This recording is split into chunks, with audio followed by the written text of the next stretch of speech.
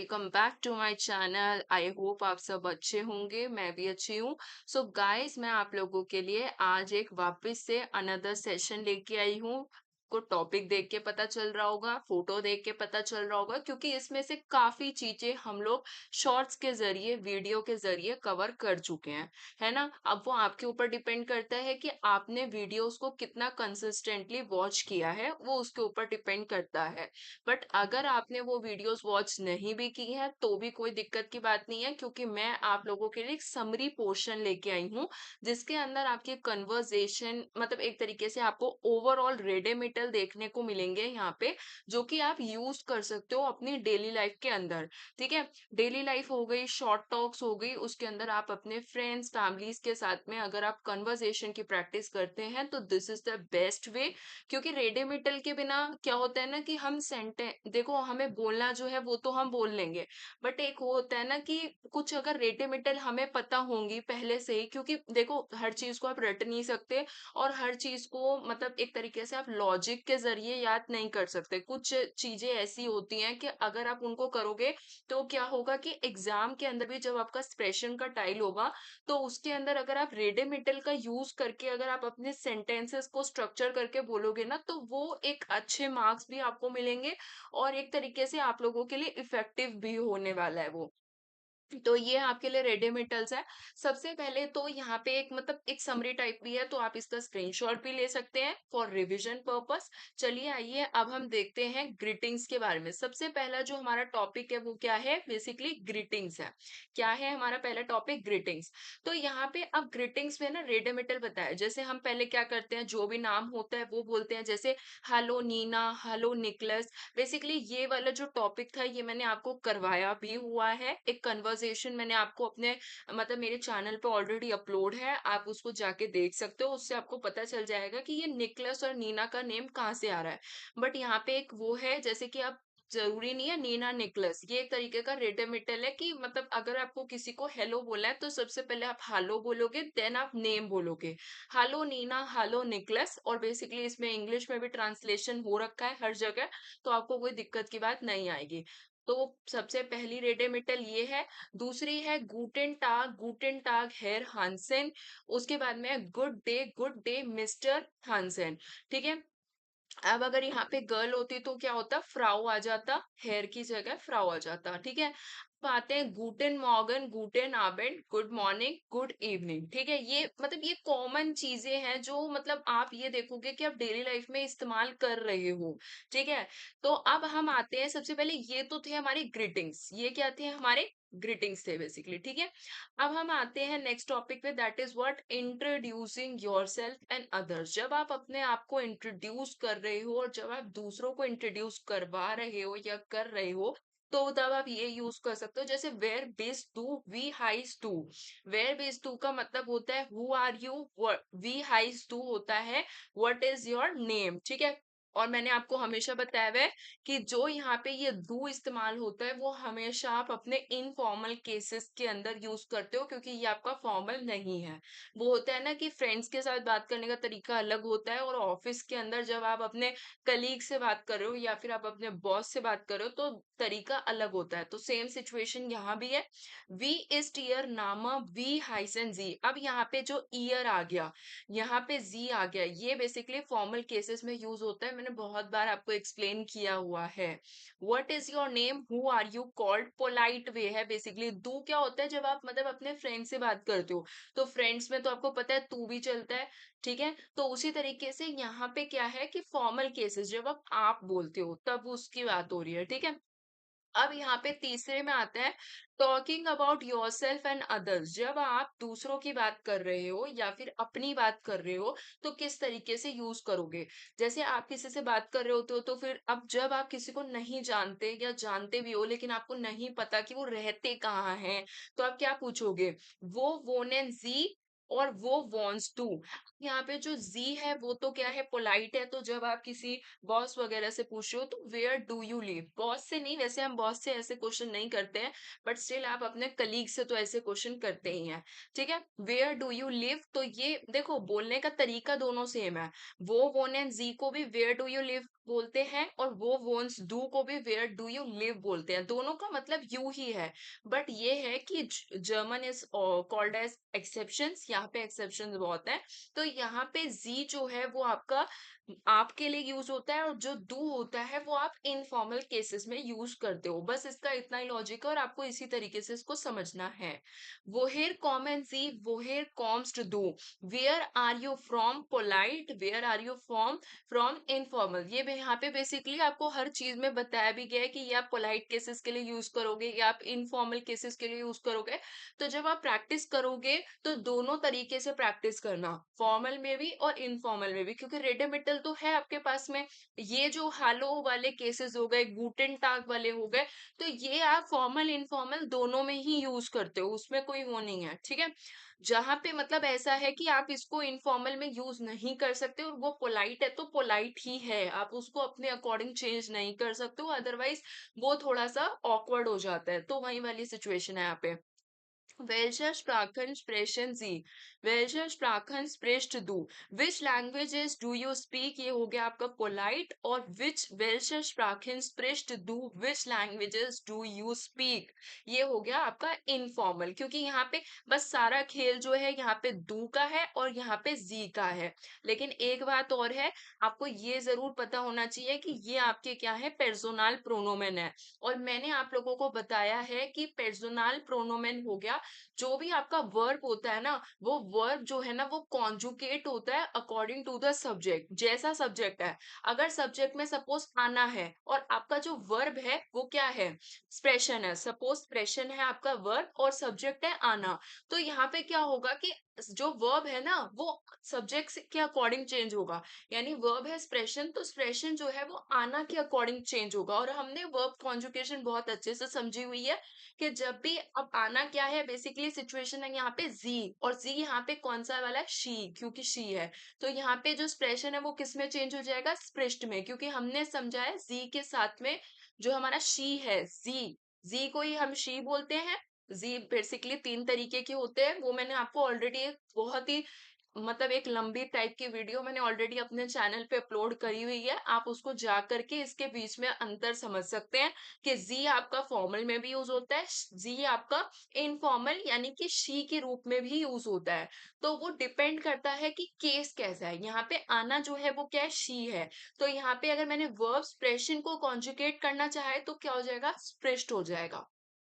तो वर्ब हमेशा इस तरीके से कॉन्जुगेट होगा। आप यहाँ पे देख रहे हो सेंटेंस बिल्कुल सेम है, लेकिन यहाँ पे जी के साथ में एक्सप्रेशन आएगा, क्योंकि यहाँ पे बेसिकली हम किसकी बात कर रहे हैं, यहाँ पे हम बेसिकली बात कर रहे हैं यू की। वेल्शर स्प्राखन स्प्रेष्ट दू, ये इनफॉर्मल है, और दू के साथ में स्प्रेष्ट आता है और जी के साथ में एक्सप्रेशन आता है, क्योंकि यहाँ पे आप प्लूरल केस यूज करते हो।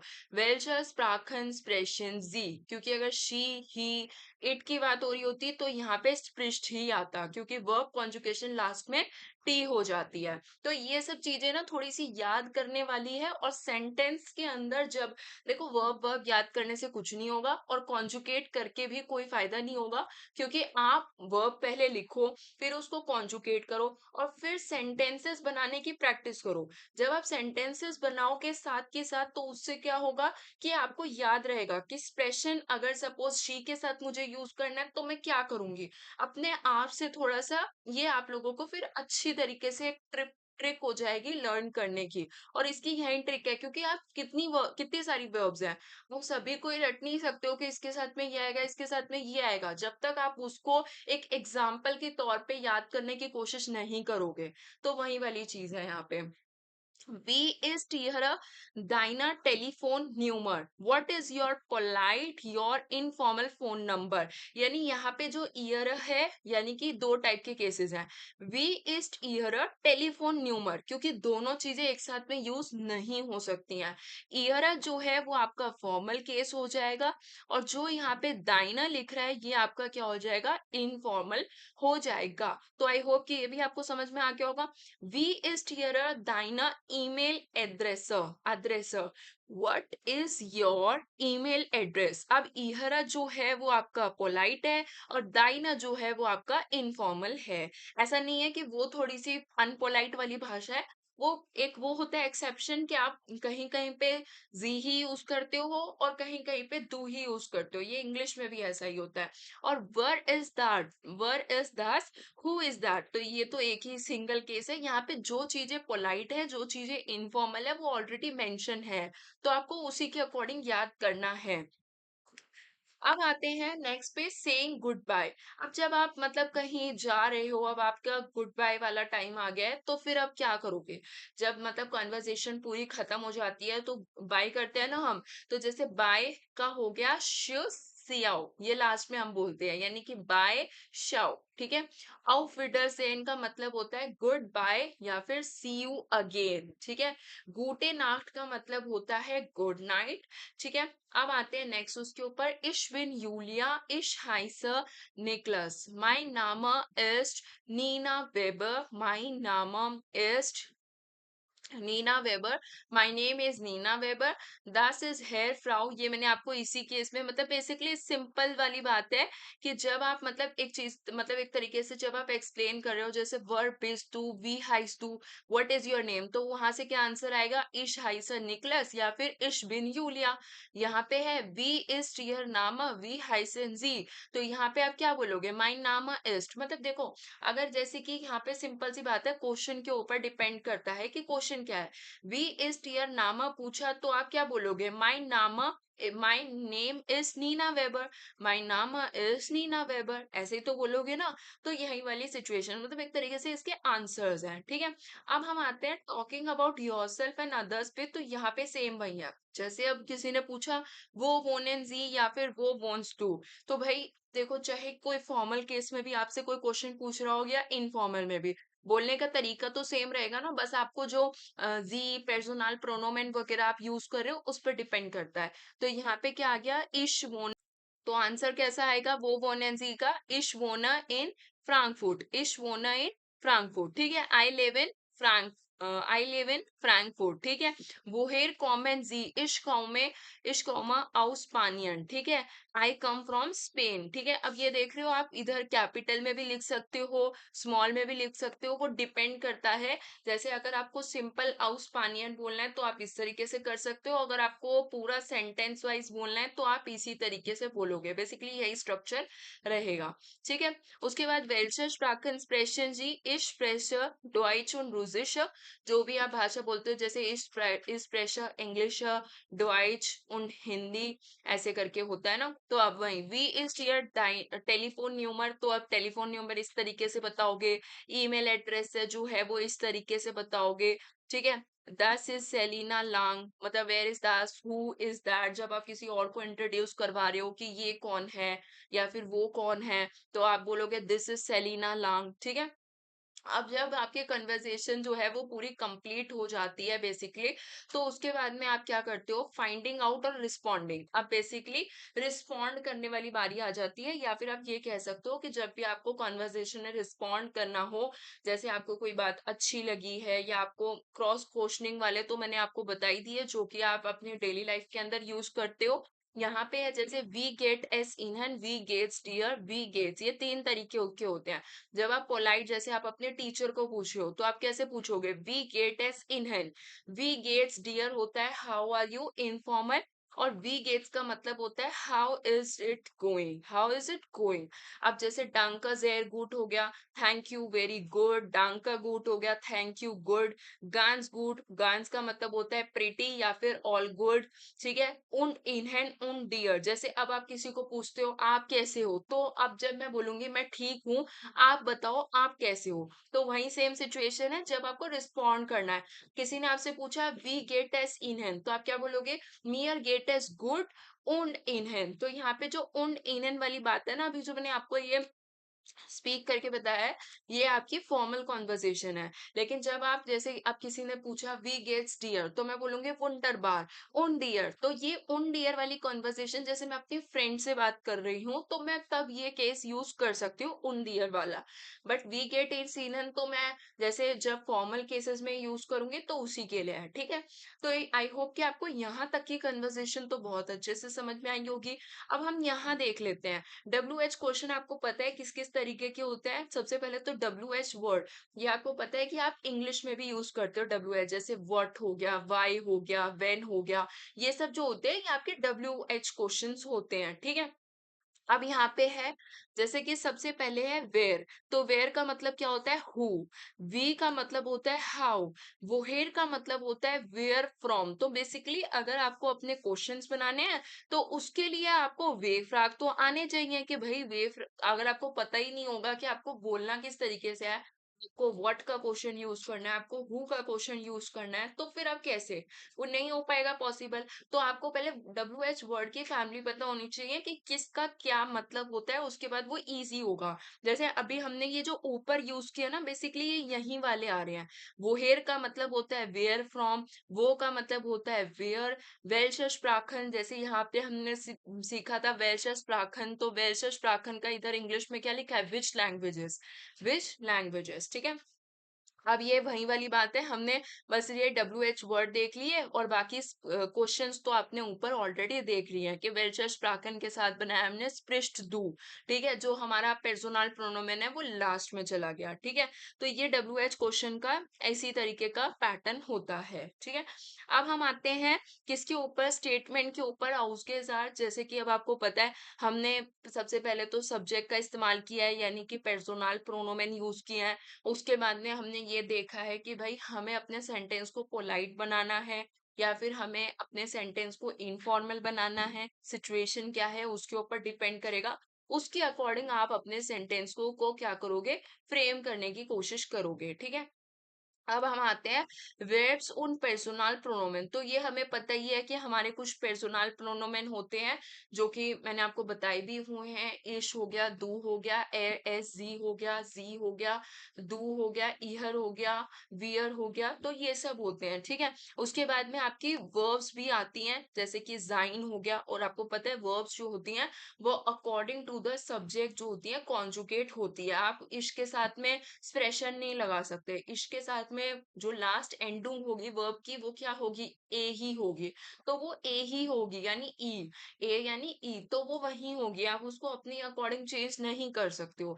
तो वही सेम पैटर्न है कि वर्ब जो होंगे वो सब्जेक्ट के अकॉर्डिंग कॉन्जुगेट होंगे। तो आप एक एक वर्ब की एक एक तरीके से प्रैक्टिस करो विद एग्जाम्पल, वो आपके लिए बेस्ट रहेगा। आपको वर्ब्स भी याद हो जाएंगे, आपको कॉन्जुगेशन भी याद हो जाएंगे, क्योंकि जब हम प्रैक्टिस करते रहेंगे तो ऑटोमेटिकली याद हो ही जाते हैं, ठीक है। अब जाइन का होता है टू बी, ठीक है। अब जाइन में हमने ऊपर देखा था इश बिन यूलिया, तो बिन अब आप बोलोगे तो भाई जाइन का जो कॉन्जुकेशन होता है वो बिन से ही होता है, ठीक है। इसमें कोई वो नहीं है। हाइसन होता है टू बी कॉल्ड, अब इश के साथ हाइस है, दू के साथ हाइस्ट आ जाएगा, एस यस के साथ टे आ जाएगा लास्ट में। बेसिकली एंडों के ऊपर फर्क पड़ता है और वो डिपेंड करता है, रेगुलर मैसिक वर्ब हो गए, उन रेगुलर मैसिक वर्ब हो गए, बहुत सारी चीजें आपको देखनी पड़ती है कॉन्जुकेशन से। ऐसा नहीं है कि मैंने बोल दिया कि आपको कॉन्जुगेट वर्ब सब्जेक्ट के अकॉर्डिंग करना है तो बस आपको बस लास्ट के वो याद है कि अब यहाँ पे एन आएगा, यहाँ पे टे आएगा। ऐसा नहीं होगा, आपको एक्सेप्शंस भी पता होने चाहिए, प्लस आपको ये पता होना चाहिए कि वर्ब जो है वो रेगल मैसेज है या उन रेगल मैसेज है। उसके बाद ये चीजें जो है वो सॉल्व हो पाएंगी, ठीक है। अब यहाँ पे आ जाते हैं कॉमन, टू कम, वोन एंड टू लिव। यहाँ पे सिर्फ इतनी वर्ब इसलिए हैं क्योंकि हमने ऊपर जो है वो इतनी ही यूज की है, हमने इससे एक्स्ट्रा यूज नहीं की है। और वर्ब तो एक सेंटेंस में ज़रूरी है ही। अब पर्सोनल प्रोनाउंस जो हो गए आपके टेक्स्ट में किस तरीके से दिखा है, जैसे जी वोंट इन फ्रैंकफर्ट, तो जी को बोलते हैं शी, वोंट को बोलते हैं लिव्स, इन आ गया, फ्रैंकफर्ट फ्रैंकफर्ट आ गया। ठीक है। उसके बाद में आ गया दस इज यान एयर कॉम्ड आउस Frankfurt, this is Jan he comes from Frankfurt, एयर वोंट इन Zurich, he lives in Zurich. ठीक है। अब यहाँ पे सबसे पहला था दस इज फ्राउ लांग, जी कॉम्ड आउस डॉइचलैंड, this is Mrs Lang, she comes from Germany. Basically ऐसा नहीं है कि मतलब आपका जो सेंटेंस है जर्मन का, तो आप जब उसको ट्रांसलेट करोगे तो वो मतलब जब आप उसको गूगल वगैरह पे ट्रांसलेट करते हो ना, तो वो एज इट इज आपको दिखाएगा। एज इट इज का मतलब जैसे अभी यहाँ पे देखा, वेयर का मतलब होता है हु, बिस का मतलब होता है आर, दू का मतलब होता है यू। बट आपको इस तरीके से कभी भी याद नहीं करना है। आपको मतलब नेचुरली सेंटेंस बनाने की प्रैक्टिस करनी है। ऐसा मत करना कि पहले मैं इंग्लिश में बनाऊंगा, फिर मैं उसको जर्मन में ट्रांसलेट करूंगा, उससे ना चीजें कॉम्प्लेक्स होगी। क्योंकि आप जब इंग्लिश को हिंदी में ट्रांसलेट करते हो तो बहुत सारी लैंग्वेजेस होती हैं। एक होगा कि वो आपको शुद्ध हिंदी निकाल के देगा, अगर आप उसको किसी और साइट पे पूछोगे तो वो अलग आपको बता के देगा। तो कभी भी आपको ट्रांसलेट वाली स्ट्रैटेजी तो बिल्कुल भी यूज नहीं करनी है, क्योंकि वो एक लैंग्वेज सीखने में प्रॉब्लम क्रिएट हो सकता है। बट हाँ, जैसे अब आपको ये चीज, आप एक पैराग्राफ लिख लो कि आपको इसी चीज को जर्मन में बोलना है फॉर योर प्रैक्टिस ओनली, क्योंकि स्टार्टिंग में प्रैक्टिस इसी तरीके की होगी। तो सबसे पहले खुद से लिख लो पैराग्राफ को, और उसके बाद क्या करो, उसके बाद में आप उसको खुद से बोलने की कोशिश करो इन जर्मन, या फिर लिख लो। मतलब ये मत करना कि एक एक सेंटेंस को आप ट्रांसलेट कर करके लिख रहे हो, क्योंकि इन मतलब अगर आप जर्मन केसेस के अंदर यूज करोगे तो वो मतलब 80% ऐसा होता है कि वो गलत निकल के आते हैं आंसर।